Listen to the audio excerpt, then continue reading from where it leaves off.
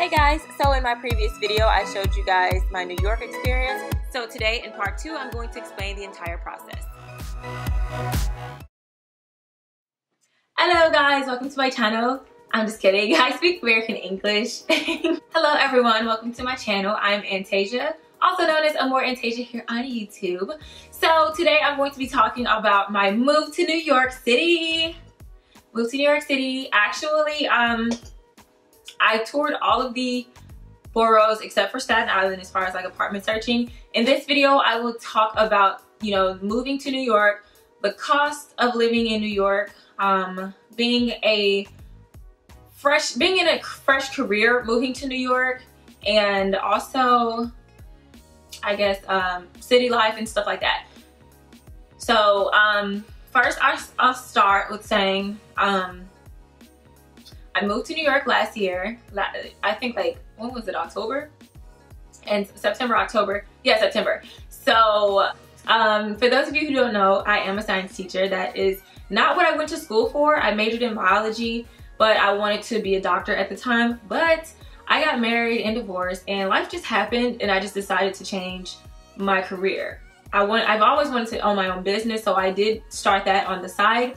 But as far as like my main career, I just chose to teach because that honestly was my only option as a biology major. For those of you guys who major in like sciences, if you're not planning on going to grad school to do like lab or research work or either in the hospitals, then you probably won't find a job, honestly, in sciences unless you're doing those.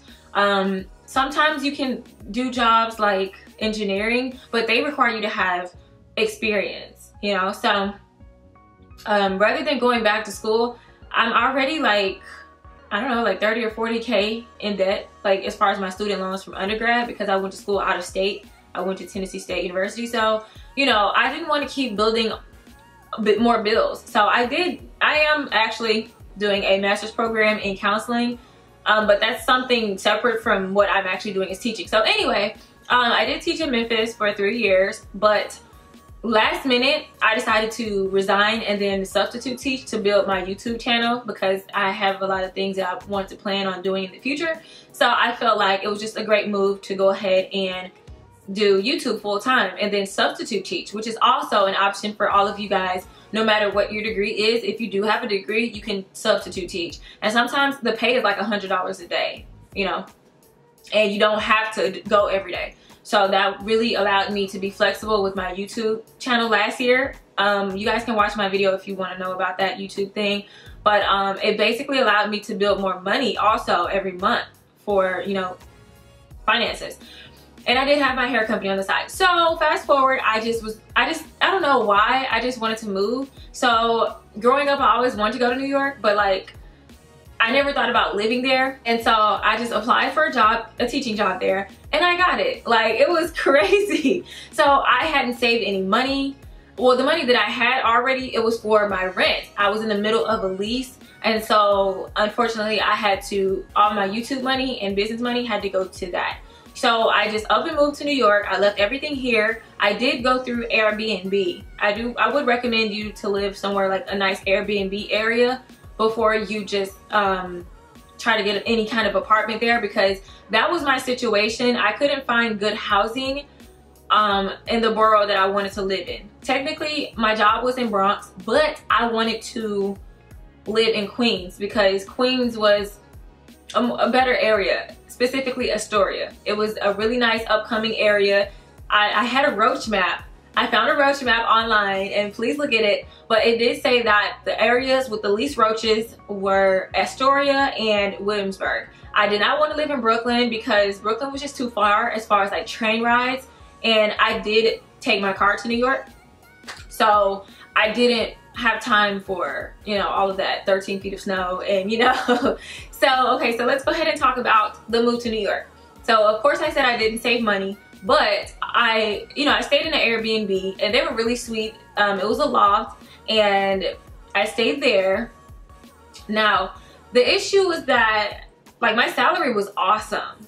It was almost $70,000. But in New York, you have to make 40 times the rent. So that your salary is basically where you're going to stay. Like, so for instance, I found an apartment in Astoria, which is in Queens, for about $1,650. Well, that was fine for me because I would be bringing in $5,000 a month. So, and YouTube.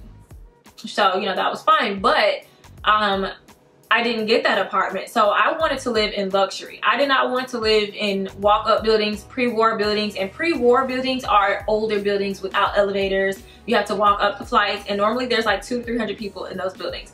I am not for that. I'm too bougie for that. I'm just kidding. I am not bougie. But I mean, it's New York. Like, I'm not from New York. I didn't even have family there. I actually had a few relatives, like 1 or 2 there. But like, they had just moved there themselves. So I was there by myself. I did not want to be in a situation where I'm next door to a thug, like for real.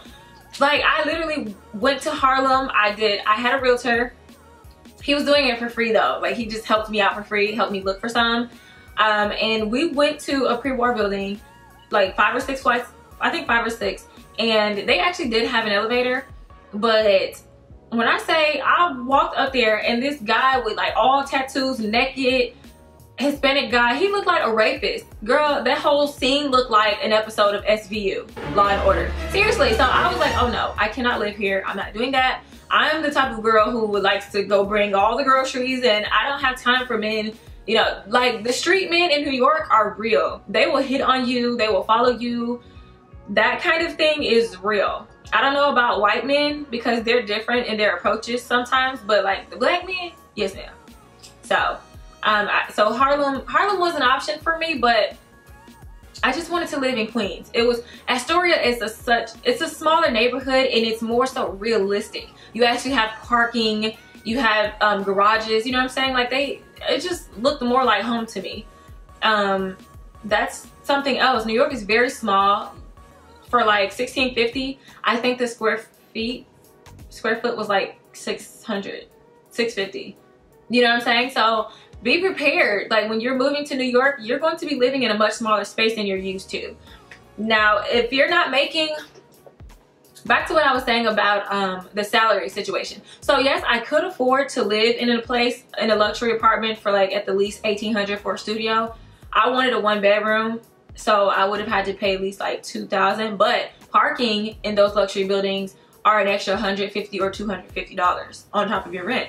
So you're looking at $2,250 already. So, and for like 750 square feet, that's a lot. So, I mean, I was willing to do it, but at the same time, you have, like I said, you have to make 40 times the rent. And I did not want to pay up front like the whole year's worth because I didn't know how the situation would turn out. So I just decided to stay in the loft place, and then I eventually just left because like my boss, like the school, they really wanted me to stay. They offered for me to stay in hotels. My principal she actually offered me to stay with her in Brooklyn, but I didn't want to do that. I could have lived in New Rochelle, but I wanted to be closer to the city life, you know, because on weekends I think I had to work some Saturdays too, but I wanted to already be in the city so that I could explore New York City. I think the city life is nice, but it is, like I said, expensive if you have your own taste. And keep in mind, I did not want to do a roommate situation, so it was going to be more expensive for me.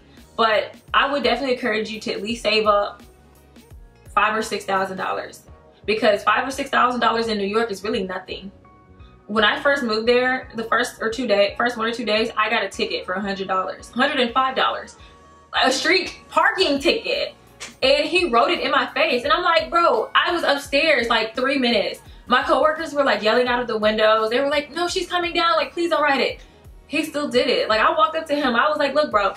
And then I had to think about it. Like, well, wait a minute, girl, you will end up on the Black Lives Matter campaign next week. So you need to chill. I was like, wait. Officer, I'm not walking up on you, but I'm just saying, like, can you give me a break? I just moved here. Like, my tags are from out of state. But he didn't care. Like, NYPD, they are ratchet. They are ruthless. Like, seriously. So I'm telling you, money spends like it's water in New York. And now the good part about living in New York, some apartments, especially like certain luxury buildings, they will pay for utilities. Like the place that I found for $1,650, it was perfect. All of the utilities were paid except for cable.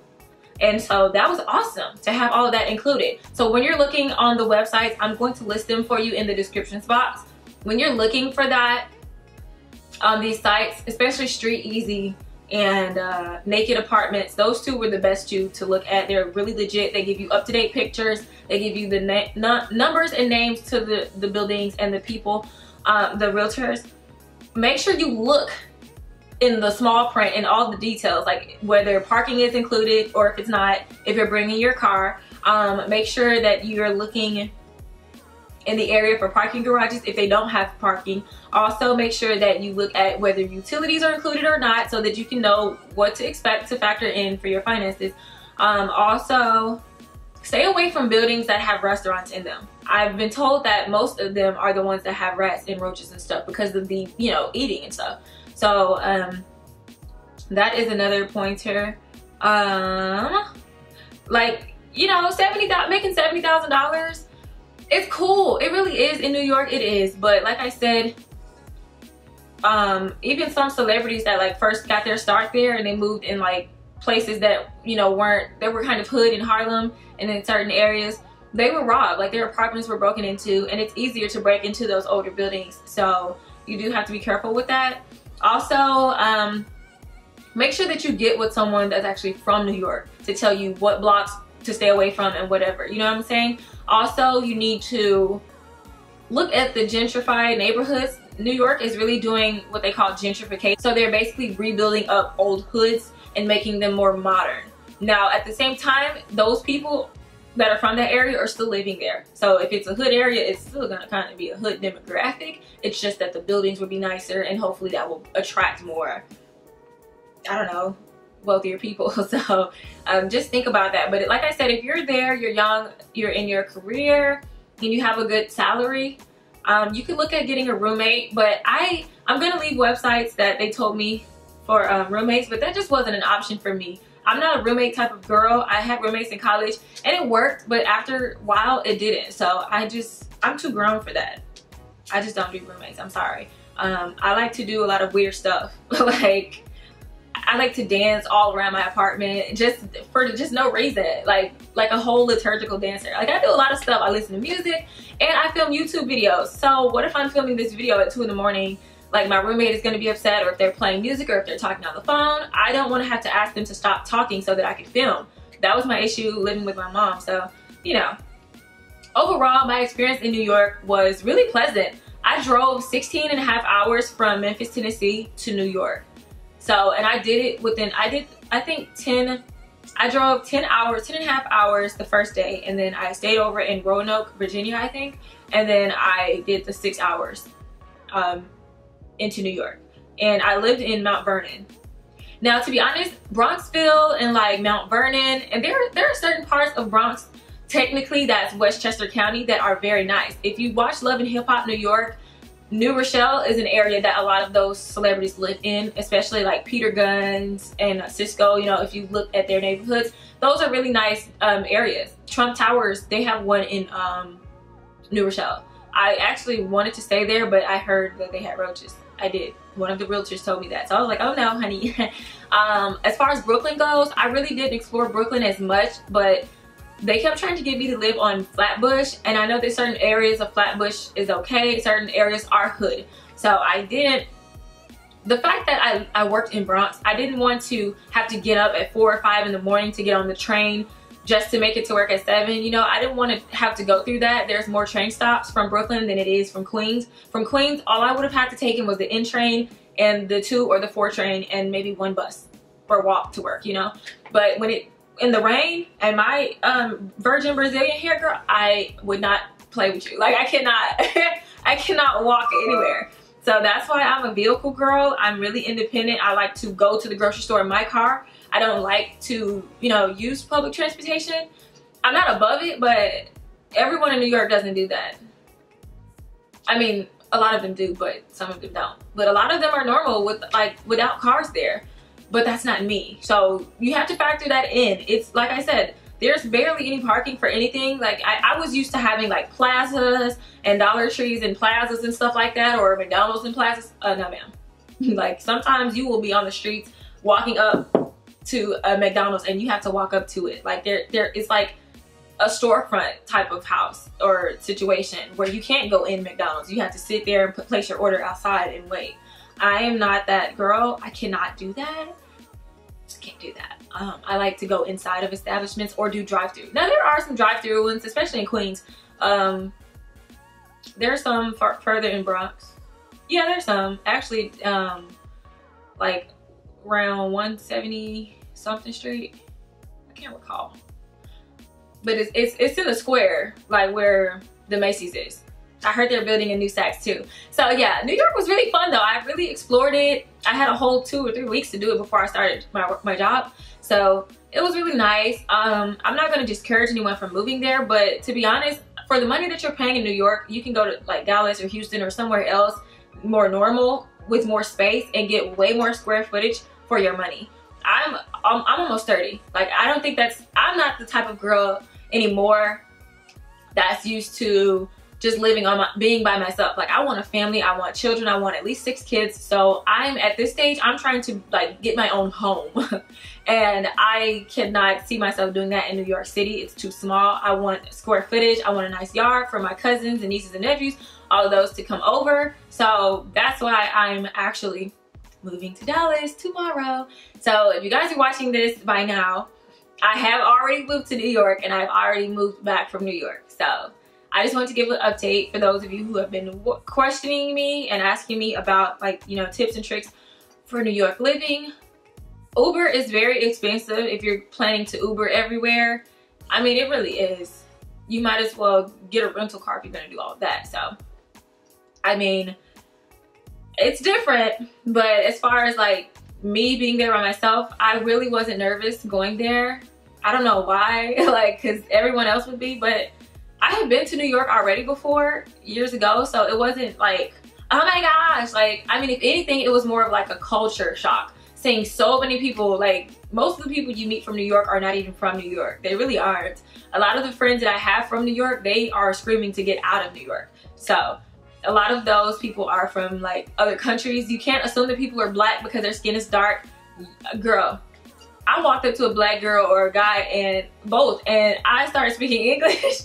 You guys, they spoke like some kind of other language. And I was like, son, you're not black? Like, whoa, what do you mean? I'm like, oh my God. So yes, and a lot of the Hispanics there, I see why a lot of New Yorkers say that Hispanics and blacks are the same, because they literally are. Like, they are hood, it's in the same areas. They look just like us. We're family, okay? So yeah, that's my experience. If you guys have any comments or any questions below, comment and I will answer. As far as my salary, starting off, I'm gonna say, starting off in New York as a teacher in New York City school districts, like, you know, the main NYC school district, they only started about 51 or something like that. I started off at 67 because I worked at a prep school, a prep middle school that has a high school too. So that's why I got more, like way more, almost like 10,000 more. But you know, I wanted to say that part too. But even if you have a degree in other areas, you can consider teaching in New York also, because they'll give you a year to get certified and take basic 4 classes or 5 and get certified. So if you're thinking about that, if you want to change your careers, you can do that. Or, you know, you can substitute teach in Jersey or New York. Living in Jersey was not an option for me because it's $15. Okay, I forgot to mention that. Like, the really petty part about New York that I really hated was the parking situations and the fact that you have to pay to get to each borough, except for like Harlem and Bronx, like if you're going on the streetway. But like if you're trying to get to Queens from Bronx, like you're gonna pay $8.25 each way. Each way, that's $16. Like, what if I just want to go over? I went to Sephora, like, and I was like, man, I just cashed out $16 cash, and you have to have cash or either have it set up on your Easy Pass. They don't accept debit cards, so you're stuck with this ticket. I think I have 2. Crap, I do have one from Jersey. Now from Jersey, it's $15 going, and I think, well, I don't know about going and coming, but definitely going. So that was just ridiculous. You can get an Easy Pass, and it does cut the discount to like $5.50 within the inner city boroughs, and then I think $11.50 coming from Jersey. But that just wasn't worth it. If you wanted to like leave, and if you had to like come back home for an emergency and come back, that's just too much money. It's petty money. And I think it is a little cheaper in Fort Lee that's where I did kind of look when I stayed in a hotel over there, but I wanted to live in New York, so Jersey wasn't an option for me. But getting an Uber from Jersey was pretty easy. But like I said, I did work in Bronx, so if you're working or living in Manhattan, it may be more congested and different there. So I mean, from Harlem wasn't congested, but Manhattan was more congested. So yeah, that's pretty much it though. Some good areas to live in. I actually heard that, well, I know that West Harlem is better than East Harlem, but like there are certain parts of East Harlem that's cool. But I mean, if you look at these zip codes and you look at apartmentratings.com, they will give you all of the scoop on the area, you know, what the apartments are like. Even parts of like Inwood, going up towards Bronx, you know, northern Manhattan, upper Manhattan, whatever, upper west side, going into like I said, Bronx, they are doing more renovations in that area. And I saw some listings, but I wanted to stay like on West 127th Street in Harlem. Like they had like the Brooklyn brownstones. So I did like that. And the appliances, don't let the appliances fool you. A lot of these listings have brand new appliances, stainless steel, and they look very luxury. But once you get inside the building, you're like horrified. And that was my experience. I didn't have time to like, you need to dedicate at least 2 or 3 days of like basically a week to actually look for a nice apartment, because it takes time. Sometimes the realtors are out of state or out of business or whatever, and sometimes it's just hard. I did not go with a realtor. I did it myself. I did use a realtor to just introduce me to you know, certain listings, but you do have to pay a fee if you do have a realtor. Some of them will say no fee, so that's a good thing. But if you have the time to research ahead of time before moving there, like I did, please do that. Memorize all of the zip codes that you need to, because that'll tell you which areas that you're in, which ones are hood, which ones are safe. I've memorized the whole map of New York, like literally. I wouldn't even be lost anymore if I were there. And you can always know which borough you're on by looking at the bus stop signal, the bus stop signs. They'll always have like BX or Brooklyn is just B, I believe. Or is it, I don't know, I didn't pay attention to the ones in Brooklyn, but I know Bronx BX, or Harlem, it'll still say Manhattan, you know, because you're technically Manhattan. But you know, you can pay attention to those signs and you'll know which borough. And all of you New Yorkers, please commentate too, because obviously you guys are from there, you guys know the city more. So commentate, make comments in the comment section about any tips for the new people moving to New York. And that's it for real this time. Thank you guys for watching. See you guys in my next vlog video, moving to Dallas.